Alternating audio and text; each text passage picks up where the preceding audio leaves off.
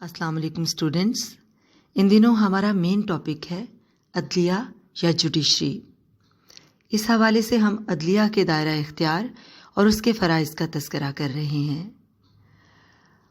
Students, यकीनन अदलिया अदल व इंसाफ के क़याम को यकीनी बनाती है, आइन का तहफ़्फ़ुज़ करती है और आइन की तशरीह के फ़राइज़ सरअंजाम देती है।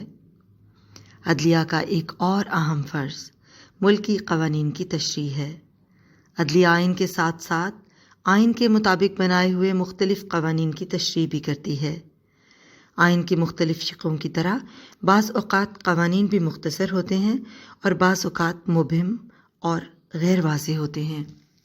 ऐसी सूरत में अदलिया क़वानीन की तशरीह करती है और इसकी पेचीदा गुत्थियों को सुलझाती है, क़वानीन के छुपे हुए गोशों को बेनकाब करती है, फिर मुख्तलिफ मुक़द्दमात के फ़ैसले इन तशरीहात की रोशनी में करती है। ऐसे तमाम क़वानीन को जजों के बनाए हुए क़वानीन कहा जाता है। बरतानवी क़ानून का एक बहुत बड़ा माख़ज़ जजों के बनाए हुए क़वानीन पर मुश्तमिल है, जिसे कॉमन लॉज़ कहा जाता है। इस तरह फ़्रांस की इंतज़ामी क़वानीन में से बेशतर क़वानीन फ़्रांसीसी अदालत काउंसिल ऑफ स्टेट्स के फ़ैसलों के नतीजे में बनाए गए हैं।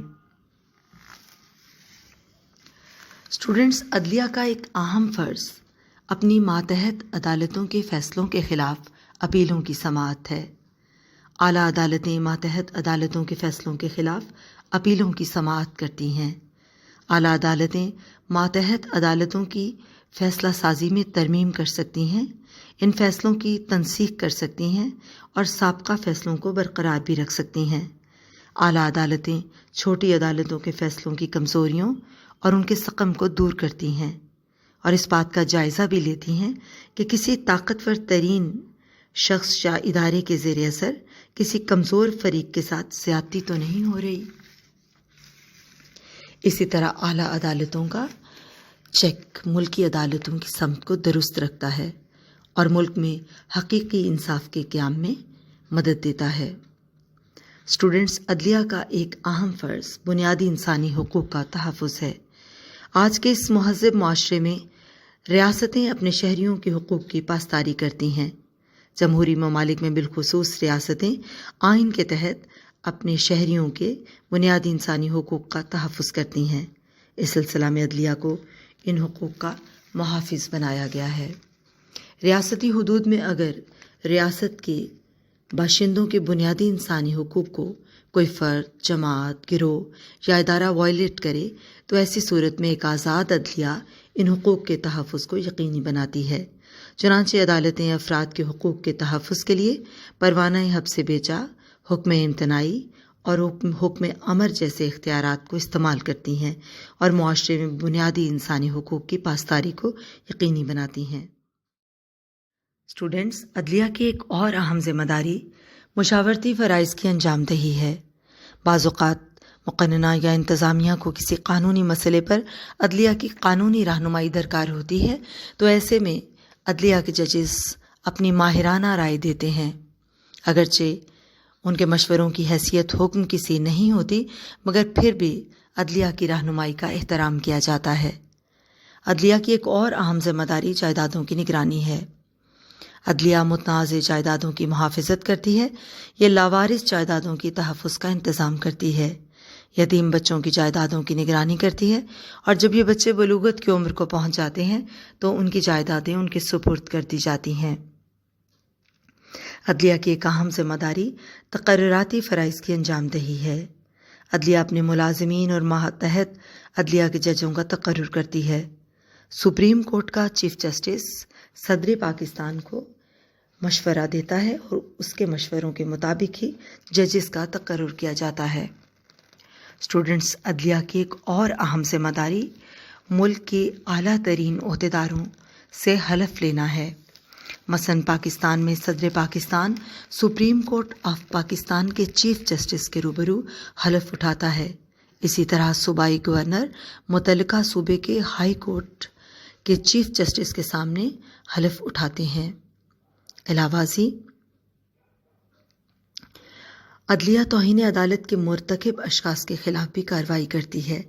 غیر ملکیوں کو حقوق کی شہریت دیتی ہے۔ بعض ممالک میں عام انتخابات کے انعقاد کی ذمہ داری بھی عدلیہ پر عائد ہوتی ہے۔